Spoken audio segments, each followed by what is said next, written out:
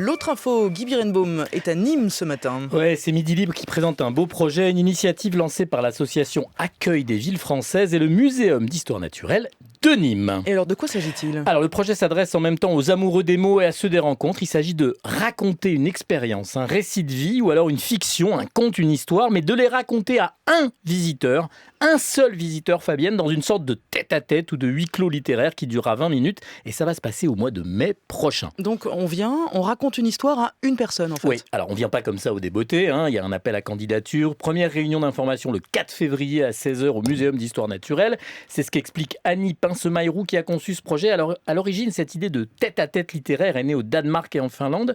D'abord pour lutter contre le racisme et l'intolérance, on voulait faire dialoguer les gens. Mais là, pour le coup, l'expérience va prendre un tour littéraire. Le spectateur unique pourra choisir son interlocuteur dans un catalogue le 21 mai de 20h à minuit et le 22 mai de 14h à 18h au Muséum d'histoire naturelle. Et ça peut donc être n'importe quel genre de texte en fait. Et oui, ça peut aller de recettes de cuisine, alors il faut bien les lire, au récit d'une opération, comme l'a déjà fait un anesthésiste de l'hôpital Robert Debré qui a raconté la transplantation cardiaque d'un enfant. Ça peut être drôle, ça peut être tragique, du vécu, un récit à distance, tout est possible.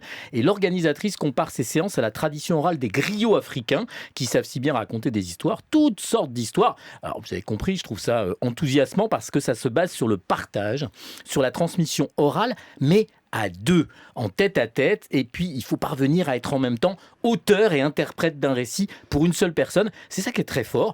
Alors ce huis clos peut nous faire penser à ce qu'écrivait le grand écrivain et poète surréaliste, je ne sais pas si tout le monde le connaît, Benjamin Péret, c'était un proche de Breton, dans un poème qui s'appelait Passerelle du commandant, dans un livre qui se nomme Le Grand Jeu.